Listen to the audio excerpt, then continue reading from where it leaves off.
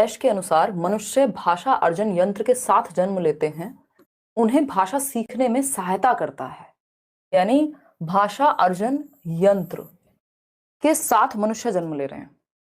इस भाषा अर्जन यंत्र के साथ जन्म लेना यानी मनुष्य में एक भाषा को अर्जित करने का क्या है, यंत्र है, एक साधन है, एक टूल है। और वो जैसे ही दुनिया में आता है, अपने आसपास भाषा देखता है और वो उसको ग्रैब करता है, अपने आप भाषा सीख जाता है। कोई उसको अलग से किताब पढ़ा करके, टीचर बुला करके, माहौल बना करके नहीं, वो एनवायरमेंट में है, खाते पीते बोलना वो शुरू कर देगा।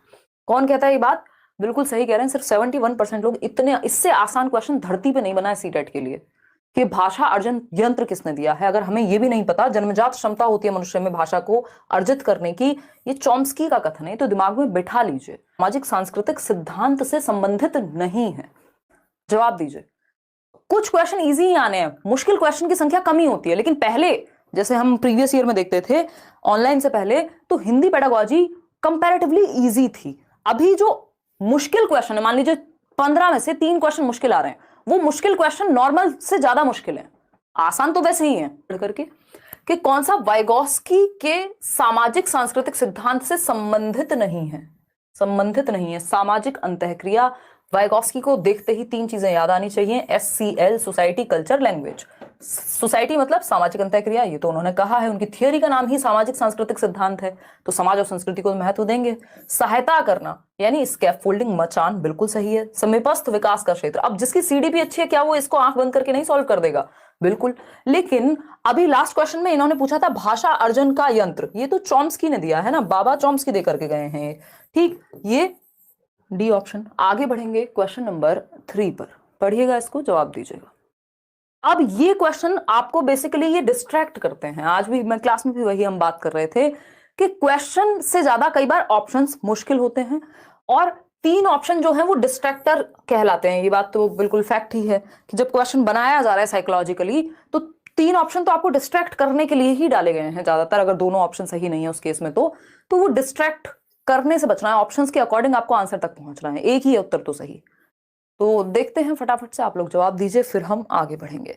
आप लोग कह रहे हैं बी, 42% लोग। इसमें घबरा गए हैं आप लोग। अब वीडियो रुक रहा है, हमारा ही नेट खराब चल रहा है। नहीं, वीडियो तो यहाँ से मेरे ख्याल में एकदम फर्स्ट क्लास चल रहा है। सही चल रहा है ना शौर्य वीडियो? हाँ, कोई दिक्कत नहीं हो रही है। देखिएगा आप अपने इंटरनेट को एक बार ध्यान से। चले आगे बढ़े। हाँ, बहुत बढ़िया। कई लोगों को बी लग रहा है, कई लोगों को ए लग रहा है। पानी पी के जवाब दे दीजिए, कोई बात नहीं। मैंने तो अभी आज खाना खा लिया है, थोड़ा सा इस चक्कर में भी मेजोरिटी में आए। दिए गए कथनों में से उस कथन का चयन कीजिए जो प्रारंभिक साक्षरता को बढ़ावा दे, यानी जो बेसिक लिटरेसी है, कि हमें बेसिक नंबर का ज्ञान हो जाए, थोड़ा भाषा का हम इस्तेमाल करना सीख जाएं, है ना, अपने डे टू डे लाइफ में थोड़ा यूज कर पाए। ठीक है जी। दिसंबर से जनवरी वाला सारा क्वेश्चन पेपर 2 का सारा सेट टेलीग्राम पे डाल दीजिए। साइट पे नहीं मिल रहा है। नाजिया, आज सीटेट की साइट ने साक्षरता यानी बेसिक लिटरेसी को बढ़ावा देने वाली सर्वश्रेष्ठ रणनीतियां, कि बच्चा बेसिकली नॉर्मल लाइफ में लैंग्वेज का प्रयोग करना सीख जाए।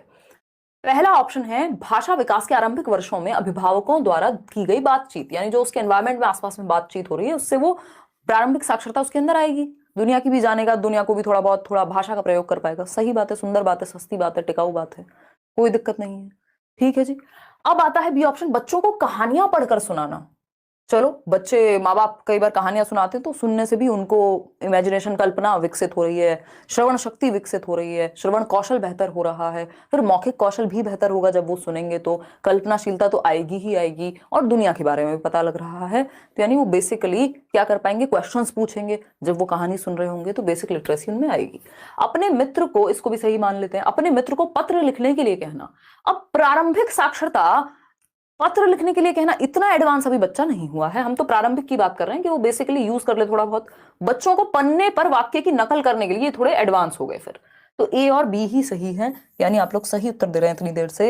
ए तथा बी इज में भी सी और डी है, वो ऑप्शन अपने आप हट जाएंगे। इसमें भी सी डी है, इसमें भी, तो बाकी के तीनों ऑप्शन तो हट ही जाएंगे। क्वेश्चन नंबर 4 देखिएगा एक बार, क्या कहता है क्वेश्चन नंबर 4। नए शब्दों के अर्थ सिखाने की बजाय संदर्भ में नए शब्दों के अर्थ सिखाना या सीखना। इस संदर्भ को बहुत महत्व देते हैं हम, कि भाई नए शब्द मान लीजिए उनको रटवा रहे हैं हम लिखवा करके, उससे अच्छा है कि जब आप एक कहानी पढ़वा रहे हैं तो उसी संदर्भ में उस शब्द का मतलब क्या है उसको आप समझ जाएं, सही बात है। ग्रामर को, व्याकरण को सिखाने की भी हम कॉन्टेक्स्ट में ही बात करते हैं कि बच्चा क्या है, संदर्भ में सीख ले, ठीक बात है। अक्सर बच्चों को भ्रमित करता है भाई संदर्भ में सिखाना, हमेशा याद रखिएगा संदर्भ से पॉजिटिव वर्ड लैंग्वेज डेवलपमेंट के लिए, भाषा विकास के लिए, भाषा शिक्षण शास्त्र के लिए एग्जिस्ट नहीं करता है ना। तो संदर्भ बहुत ही पॉजिटिव शब्द है पेडागोजी का, तो भ्रमित कैसे करेगा, संदर्भ से तो क्लैरिटी आती है ना, रटकर याद करने को प्रोत्साहित करता है। संदर्भ मतलब रियल लाइफ से जोड़ रहे हैं आप, कहीं ना कहीं किसी कॉन्टेक्स्ट से जोड़ रहे हैं, ठीक है। समय की बर्बादी करता है, जी नहीं। कई बार ऐसा लग सकता है कि यार इतनी लंबी कहानी की क्या जरूरत है, टू द पॉइंट बस खत्म करो ना, वो दिमाग में नहीं टिकेगा। फिर शब्दों की बेहतर समझ में सहायता करता है, बहुत जल्दी में रहते हो बोल को लेकर, तो सही है, ये बात सही है कि शब्दों की बेहतर समझ में सहायता करता है, क्योंकि आप उस शब्द का प्रयोग कहां करना है, कैसे किया जाएगा, क्या मतलब होता है वो समझ जाएंगे। ऐसा नहीं है आपने बस रट्टे लगाए हुए हैं वर्ड्स के और वर्ड मीनिंग ही बता पाते हैं, जब यूज करने की बारी आती है तो ना लिख पाते हैं ना बोल पाते हैं ठीक से उन शब्दों को। वैसे आपको बहुत सारे शब्दों की मीनिंग पता है ना। चलिएगा, खैर क्वेश्चन नंबर 5 देखिएगा। डैश पंक्तियों के बीच बीच में से अर्थ समझने के संकेत देता है, यानी पंक्तियों के बीच बीच में से क्या होता है, रीडिंग बिटवीन द लाइन्स, कि कहा क्या जा रहा है, रीडिंग बिटवीन द लाइन्स। किस तरह की रीडिंग से ये चीज को बढ़ावा मिलेगा, बताइएगा एक बार। यानी क्या बात चल रही है उस स्टोरी में, किस तरह के पठन से पता लगेगा, विस्तृत पठन से, सस्वर पठन से, तेज गति से पठन, निर्देशित पठन, बताइएगा। सस्वर होता है लाउड रीडिंग, विस्तृत पठन में तो फिर आपको बीच बीच में से नहीं, वहां तो सब आपको सारा ही पता लग जाएगा फिर, ठीक है ना। तो इसका सही उत्तर निर्देशित पठन जैसा तो गाइडेड की तो यहां बात ही नहीं होगी, तेज गति से पठन है, सी ऑप्शन, ठीक है ना।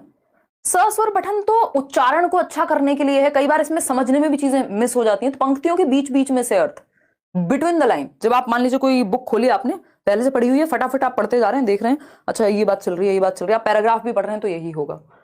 आगे बढ़ेंगे, C option is the right answer. Question number 6 देखिएगा, थोड़ा सा बड़ा क्वेश्चन है। क्वेश्चन नंबर 6 कहता है, एक शिक्षिका भाषाई विकास के आरंभिक वर्षों में प्रतिदिन अपनी कक्षा घेरा समय सर्कल टाइम से शुरू करती है, जहां वह प्रत्येक बच्चों को एक विशेष विषय पर बोलने के अवसर प्रदान करती है। यह एक महत्वपूर्ण रणनीति है। यानी भाषाई विकास के आरंभिक वर्षों में, यानी बच्चों ने जस्ट भाषा सीखना भी शुरू किया, ज्यादा वर्ष नहीं हुए, शुरुआती साल हैं जब वो भाषा को सीख रहे हैं, तो उनको शुरुआती कैसे होती है क्लास की, एक एक करके सब अपनी बात कह रहे हैं। कोई एक विषय दे दिया, अच्छा पॉल्यूशन पे बोलो, किसी और को कह दिया अच्छा अपने फेवरेट प्लांट के बारे में बताओ। तो बच्चे क्या कर रहे हैं, यहाँ अभिव्यक्त कर रहे हैं जो भी उनको उस विषय के बारे में पता है। बात तो सुंदर लग रही है, देखते हैं। पठन कौशल को विकसित करने के लिए महत्वपूर्ण है, पढ़ने की तो यहाँ बात ही नहीं हुई है। अक्षरों की पहचान के लिए पढ़ने की बात ही नहीं हुई है सरकार। प्रारंभिक साक्षरता के लिए, हाँ बेसिक लिटरेसी इसमें आएगी। बोध पठन के लिए पठन पठन पठन नहीं, भाषा को प्रयोग कर ले बच्चे, उतने की ही बात हो रही है। जब किसी विषय पे बोलने को कहा गया, इसका मतलब ये थोड़ी कि वो रट्टे लगा करके आए, किताब से पढ़ के बताएं, ऐसा कुछ नहीं है। आपको क्या आता है उस पे बोलना है। तो प्रारंभिक साक्षरता के लिए कह सकते हैं, ये बात नहीं कह सकते, कह सकते हैं बिल्कुल, कोई दिक्कत नहीं हो रही इस बात को कहने में। आज थोड़ी सी मैं टायर्ड हूं, कह सकते हो आप, तो थोड़ा ऐसा क्या कहें, मजे लेने वाले मौके भी दिए। सी ऑप्शन है, प्रारंभिक साक्षरता बच्चे में डेवलप हो जाएगी जब वो डेली बेसिस पे आएगा, अपने आप को थोड़ा सा एक्सप्रेस करना सीखेगा, भाषा का प्रयोग सीखेगा, दूसरों को प्रयोग करते हुए देखेगा कि कैसे बोल रहे हैं। पढ़ने की तो यहाँ बात ही नहीं हुई थी। क्वेश्चन नंबर 7 देखिएगा, वर्णों की रूपरेखा बनाना डैश प्रभावशाली रणनीति का उदाहरण है। जवाब दीजिए, जवाब दीजिए। कितने लोग हैं हम लोग, अभी 24,000 लोग जुड़े हुए हैं, 8,300 लोगों ने लाइक किया है। अब कई लोग एकत्रित करने के लिए, प्रक्रिया लेखन के लिए, अभी तो आप बेसिक समझ रहे हैं कि कैसे कौन सा वर्ण कहाँ प्रयोग किया जाता है। तो अभी तो आप शब्द भंडार आपका बेहतर होगा, अगर आप इनको समझ पाएंगे तब जाकर के शब्द की तरफ जाएंगे। अभी पूरा पढ़ना व्याकरण नियम तो बहुत दूर की बातें हैं। तो शिक्षार्थियों में शब्द संपदा के संवर्धन के लिए बेसिकली उनका जो आंसर। आगे बढ़ेंगे, क्वेश्चन नंबर 8 देखिएगा क्या कहता है। क्वेश्चन नंबर 8 ये कहता है, भाषा अधिगम के डैश सैद्धांतिक दृष्टिकोण से स्पष्ट है कि बच्चे प्रयत्न तथा त्रुटि से भाषा सीखते हैं। त्रुटि एवं प्रयत्न का सिद्धांत, त्रुटि एवं प्रयत्न का सिद्धांत, ये आपके नोट्स में मैंने बहुत ही कम शब्दों में पुट किया है, क्योंकि एक तो ये बहुत जद्दोजहद है कि मैं नहीं चाहती कि नोट्स बहुत बड़े हो जाएं, सब कुछ भर दिया जाए उनमें, फिर तो आप किताबें ही पढ़ रहे हैं। एवं प्रयास, ट्रायल एंड एरर, याद कीजिए एक व्यक्ति नाम के व्यक्ति थे, सुन रहे हो मेरे को, व्यक्ति नाम के व्यक्ति, क्या कहते थे उन व्यक्ति नाम के व्यक्ति को, थॉर्नडाइक कहते थे कि व्यक्ति प्रयास करता है, त्रुटियां होती हैं, फिर से प्रयास करता है, फिर अधिगम हो जाता है एक टाइम पे। और थॉर्नडाइक क्या है? व्यवहारवादी हैं। त्रुटि एवं प्रयास यानी बिहेवियरिस्टिक बात है, कॉग्निटिविस्ट नहीं है, वो तो दिमाग के प्रयोग। इनके 3 मुख्य नियम हैं कि बच्चे ने गलती की, फिर से बोला, फिर से ट्राई किया, तो वैसे वो भाषा सीखेगा। तो ये व्यवहारवादी परिप्रेक्ष्य है। क्वेश्चन नंबर 9 है, प्रक्रिया आधारित लेखन उपागम के सोपानों के लिए सही क्रम का चयन कीजिए। अब ये बड़ा, इसको मुश्किल क्वेश्चन आप कह सकते हैं, क्योंकि अब तक तो ये प्रोडक्ट और प्रोसेस राइटिंग पूछते थे। प्रोसेस राइटिंग में आप बह रहे हैं, चीजें कुछ किसी बारे में लिख रहे हैं, है ना, किसी थॉट प्रोसेस पे आप एक काम कर रहे हैं, कोई निबंध लिख सकते हैं।